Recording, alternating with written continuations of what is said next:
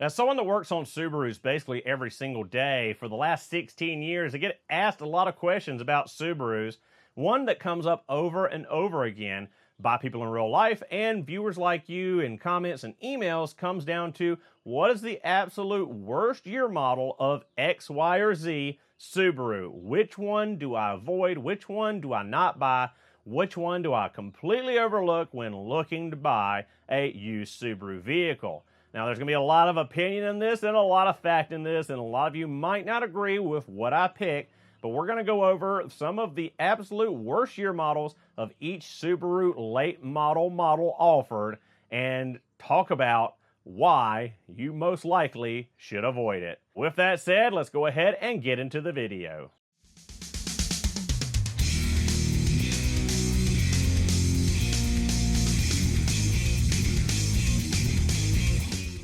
Now, starting off, we'll talk about Subaru's most popular model, the Outback, the car that basically launched Subaru to the point they are today as an auto manufacturer compared to where they were just 20, 30 years ago. Now, while we're talking about the Outback, we've got to talk about the Legacy since they're kind of joined at the hip and always have been.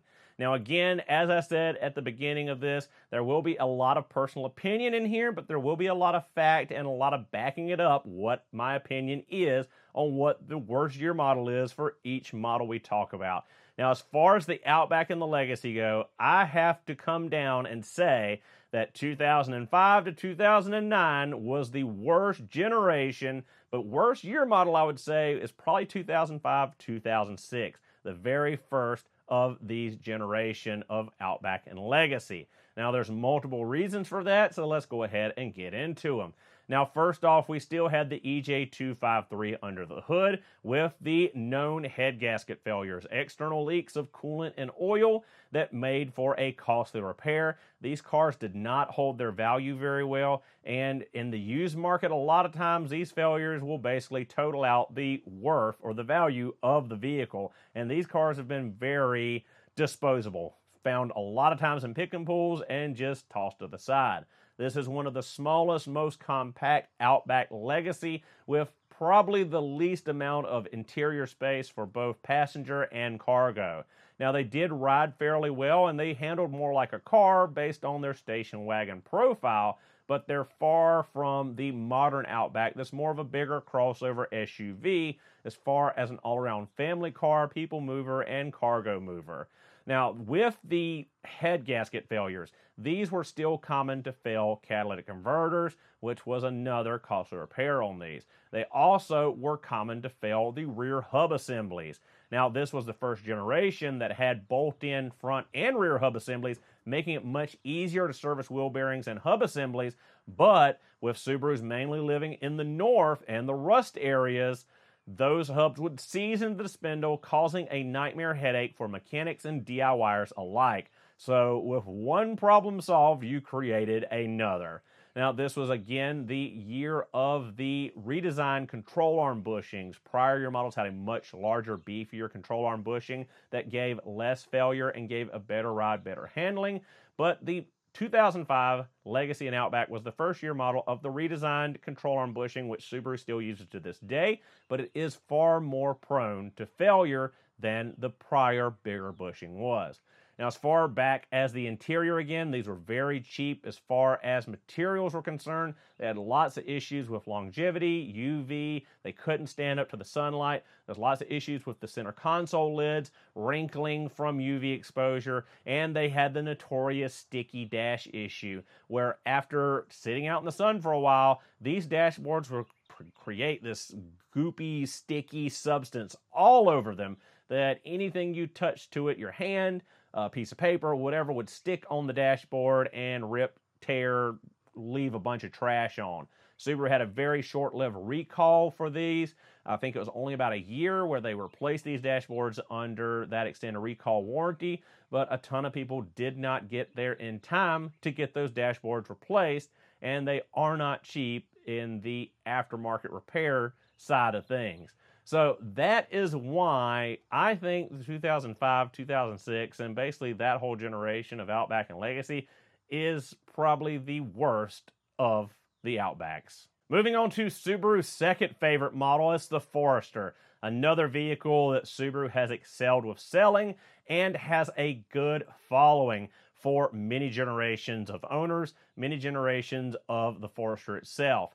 Now, my pick, again, might be a little controversial, and apologies in advance to any of you that own this generation of Forester, but my pick for the absolute worst Subaru Forester has to be the 2011 model year. Now, without a doubt, this is probably one of the ugliest exterior designs of the Forester. My opinion, and the opinion of a lot of other people. The first generations were fabulous. The late model generations have been great. But that 2011 generation was just kind of butt ugly. 2011 was also the first year we got the F-Series of engine in Subaru. We got the FB25 introduced in the 2011 Forester. There were lots of issues with this engine, mainly oil consumption and the issues we know with the F-Series engine now years later.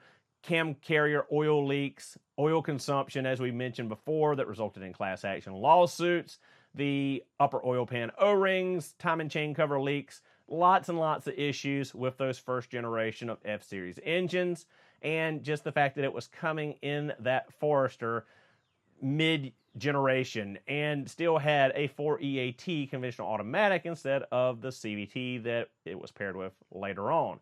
Now, the 4AT was a great transmission, not to be confused with the later CVTs, which are also great, but have their ups and downs. But as far as looks, as far as the interior styling, as far as the interior materials and overall fit, finish, and feel of the 2011, it's got to be, in my opinion, the worst model year of a Forester. Moving right along, we're going to look at the Subaru Impreza, and we might as well throw in the XV Crosstrek because it comes into play this generation of Impreza. Now, there's lots of Imprezas to look at, and there's lots of generations that might be in this category, and I know a lot of you are probably going to fight me in the comment section below. I say bring it on. Tell me your reasons why.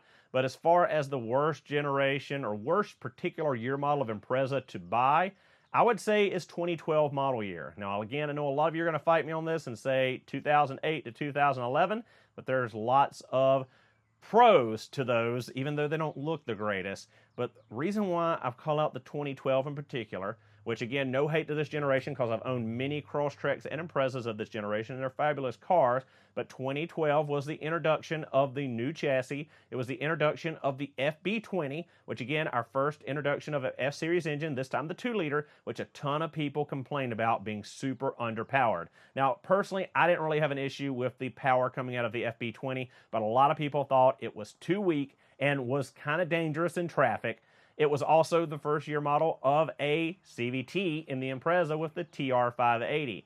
Now, the TR580 had its share of issues, the common issues with the shift solenoids, valve body, etc., but it didn't have a lot of failures as a whole compared to the TR580 in the Outback and the larger cars or the TR690. So the CVT wasn't horrible, but it was our first introduction to the CVT in the Impreza. We had the FB20 issues of oil consumption, again, class action lawsuit, same as the 2011 Forester, and also the underpowered issues. We also had catalytic converter failures, which were costly, and again, the hub assembly failures that we've talked about in prior generations. Another big issue with this model in particular was the fact that the premium and limited models of the 2012 Impreza were very lacking, very cheap, very flimsy as far as fit, finish, and look of the interior and where you sat and creature comforts were concerned. Now, in later years of this same generation, that stuff was greatly improved, but for 2012, it was probably one of the worst. Now on to most of you guys' favorite model, the one you might have clicked on the video for,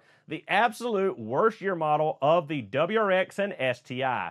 Now, this should be no contest. Everyone should pretty much agree that 2008 was the absolute worst WRX and STI. This was the new generation, the new redesign, and it was but ugly. A lot of people despised this redesign. We left the last generation of the GD chassis with the Hawkeye, and we got to this amorphous blob of nothingness. Underpowered, horrible looks, horrible fit and finish on the interior, and just all of the issues that carried over from the EJ series engines of the time, ringland failures, underpowered, glass 5-speed transmissions that would break anytime you drove aggressively or launched the car. Just lots and lots of issues with the WRX and the STI of this generation. A lot of that stuff was fixed by the end of the generation come 2014 model year, as they added the wider body style option for a sedan and a hatch in this generation, and upscaled the interior a little bit with better materials, better fit and finish. But 2008 has got to be the ugly teenage years of the WRX STI, and just about everyone, I think, will agree with that. Last but not least, we got to talk about Subaru's big new vehicle, the big people carrier, the Ascent. And this one, again, I don't think is really any contest. The absolute worst year model of Subaru Ascent to buy is the 2019, the very first one. That old adage of never buy a first-year vehicle is no more true than in the Subaru Ascent. There were lots of growing pains, lots of issues with this new model's introduction. We had tons of recalls, welds missing, we had drive shafts falling out, we had lots of CVT failures, we had issues with the turbo FA24 newly introduced engine. There was lots of issues all the way around, AC failures. Also, can't forget about the leaking weather seals, the leaking sunroofs, and the constant battery drainage parasitic draw issues. Just so many common issues, it's almost hard to list them all for the 2019 Ascent. There is, again, that old saying, never buy the first year model of a new vehicle, because there will always be growing pains. There will always be things they have to figure out in the real world versus what they did in the lab, in their R&D, in the wind tunnel, in the engineering, in their software. When it comes to the real world and people get behind the wheel, things are completely different when you're not in that controlled environment anymore, and all of the cracks start to show. And the 2019 Ascent probably has more cracks than any other Ascent since. So yeah, every car company has its highs and lows. It doesn't matter who it is, they all have their Pintos, Chevettes, and their Edsels somewhere in the lineup. Subaru is not exempt from having these hits and misses. Now, if you have one of these particular model year of Subaru, don't go jumping off the deep end, putting the for sale sign on it and posting it on Facebook Marketplace tomorrow. A lot of the issues have probably been resolved at this point, and you probably had years of reliable service out of the car. Or if you haven't, let me know your experience down in the comment section below. I'd love to hear your stories on these particular years and models of Subarus and what problems you experienced or did not experience with them. Now, if you're on the lookout for a used Subaru, don't automatically write off these model years. You can go through and ask for maintenance records, repair records, and get a pre-purchase inspection to see if it really is just as bad as I described it. Some of them are probably still very good. Just do your homework before pulling the trigger and putting your money down. Thank you guys so much for watching. Hope you enjoyed the video. Don't forget to like, comment, and subscribe for future Subaru and tool content. I'll see you guys in the next one.